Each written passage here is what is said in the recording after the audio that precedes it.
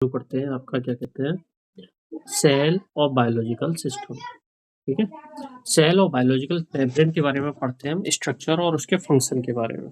ठीक है, बहुत इंपॉर्टेंट टॉपिक है। धीरे धीरे थोड़ा तेजी से पढ़ते हैं, थोड़ा स्मार्टली पढ़ते हैं और देखो आप कुछ चीज़ें नहीं समझ में आएंगी, धीरे धीरे सब समझ में आएंगी। अभी ये रिहर्सल है, हम भी पहली बार कोशिश कर रहे हैं वीडियो बनाने की और आपको समझाने की। अगर आपको समझ में आता है हम फिर तरीका बदलेंगे और आपको उस तरीके से समझाएंगे। आपको बस फीडबैक देना है, शेयर करना है, सब्सक्राइब करना है, बहुत ज़रूरी है बेटा। मेरे जैसे इंसान के करियर को आगे बढ़ाने के लिए ये बहुत ज़रूरी है कि आप उसे शेयर करें, सब्सक्राइब करें। तो हम आगे बढ़ते हुए आज बेटा कोशिश करेंगे कि आपको सेल और बायोलॉजिकल मेम्ब्रेन की स्ट्रक्चर और फंक्शन ऐसा पढ़ा दें कि वो आपका रिवीजन भी हो जाए और समझ में भी आ जाए, परेशानी ना हो। कुछ चीज़ें बताएँगे, बाकी सब बहुत सारी चीज़ छोड़नी है हमें। चलो चलते हैं, शुरू करते हैं। तो बेटा ये है हमारा सेल का स्ट्रक्चर। देखो ये न्यूक्लियस है, बचपन से तुम पढ़ते आ रहे हो। ये स्मूथ एंडोप्लाज्मिक रेटिकुलम है यहाँ पे, ठीक है? और ये रफ एंडोप्लाज्मिक ये जुड़ा हुआ है इससे। हमारा जो अंदर जो न्यूक्लियस है, न्यूक्लियस के पास में है रफ एंडोप्लाज्मिक और स्मूथ एंडोप्लाज्मिक बाहर की तरफ है। मोटा-मोटा देखो ये माइक्रोफिलामेंट, ये तार जैसे माइक्रोफिलामेंट है, ये माइटोकॉन्ड्रिया बचपन से पढ़ते आ रहे हो तुम, हैं? लाइसोसोम वाला। और ये अंदर जो न्यूक्लियस है उसमें ये क्या है, ये तुम्हारा क्रोमेटिन मटेरियल है, ठीक है? जिसमें हमारा क्या कहते हैं जेनेटिक मटेरियल जिसे कहते हैं वेसिकल्स हैं बाहर, ठीक? ये माइक्रोट्यूब्यूल्स होते हैं बेटा, ये एक सिंगल डंडा और प्लाज्मा मेम्ब्रेन ये होती है। और ये बेटा ये देखो ये गोल्गी कॉम्प्लेक्स है, ये भी गोल्गी कॉम्प्लेक्स है। ये सब क्या है? गोल्गी कॉम्प्लेक्स है। अब इन सब के बारे में स्लोली कुछ चीज़ें आपको बताते हैं, ठीक है? मेम्ब्रेन किससे बनी होती है ये बहुत जानना ज़रूरी है, ठीक है? सब बचपन से पढ़े आते हैं कि डबल लेयर की होती है, ठीक है? जिसमें प्रोटीन्स होती हैं, जो उसमें धसी हुई होती हैं। और अब हम बात करते हैं जब लिपिड के बारे में मेम्ब्रेन में पढ़ें तो क्या होता है, कौन-सी लिपिड होती है मेन बेटा फॉस्फोलिपिड होती है। पढ़ाई का तरीका स्मार्ट बनना चाहिए, हमें चीज़ समझ में आनी चाहिए। देखो ये तरीका है जिससे हमें समझ में आ रहा है और बहुत आसानी से समझ में आ रहा है। तो चीज़ें उस तरीके से पढ़ो जहाँ तुम्हें समझ में आए। ये ना कि रैप-नबली किसी ने कुछ भी पढ़ा रहा है, वो नहीं, ठीक? तो बेटा मेजर जो लिपिड हमारी होती है मेम्ब्रेन कौन-सी होती है? फॉस्फोलिपिड। ये कैसी होती है बेटा? एम्फीपैथिक होती हैं। एम्फीपैथिक क्या होता है बेटा? हाइड्रोफिलिक और हाइड्रोफोबिक दोनों नेचर होता है, मतलब पोलर या नॉन पोलर। बात समझ रहे हो? ये याद रहना चाहिए हमें। उसके बाद बेटा जो सेल मेम्ब्रेन में क्या होता है? इक्वल अमाउंट ऑफ कोलेस्ट्रॉल भी होता है।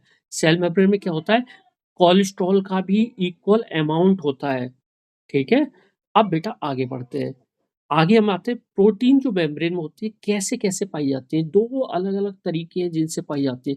कुछ तो अंदर होती हैं और कुछ इंटीग्रल मेम्ब्रेन प्रोटीन होती हैं, ठीक है? अदर्स कहाँ होते हैं? आउटर सरफेस ऑफ मेम्ब्रेन होते हैं जिसे कहते हैं पेरिफेरल मेम्ब्रेन प्रोटीन, ठीक है? तो जो कुछ इंटीरियर में होती है जिनको इंटीग्रल मेम्ब्रेन प्रोटीन कहते हैं और जो पेरिफेरल मेम्ब्रेन प्रोटीन होते हैं 2 तरह की होती हैं। ट्रांसमेम्ब्रेन प्रोटीन किसकी तरह काम करती है? चैनल्स की तरह काम करती हैं, कैरियर की तरह काम पंप की तरह काम करती है और रिसेप्टर की तरह काम करती हैं। ये हो गई हमारी ट्रांसमेम्ब्रेन प्रोटीन, ये इनका काम है। ट्रांसमेम्ब्रेन प्रोटीन बेटा क्या है? चैनल हो सकता है, पंप हो सकता है, कैरियर हो सकता है, रिसेप्टर हो सकता है, ठीक है? अब जो बाहर का सरफेस है हमारा प्लाज्मा मेम्ब्रेन उसमें क्या होता है? छोटी अमाउंट में कार्बोहाइड्रेट का स्ट्रक्चर होता है जिसे हम क्या कहते हैं? ग्लाइकोकैलिक्स, ठीक है? ग्लाइकोकैलिक्स।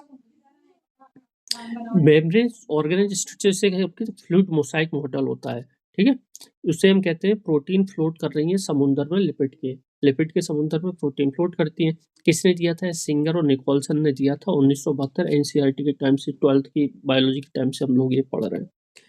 आगे आते हैं, ये देखो ये वही है, ठीक है? ये क्या कहते हैं अंदर वाली प्रोटीन हो गया हाइड्रोफिलिक, ये हाइड्रोफिलिक बाहर की तरफ हाइड्रोफिलिक कंपोनेंट हो गया, ठीक?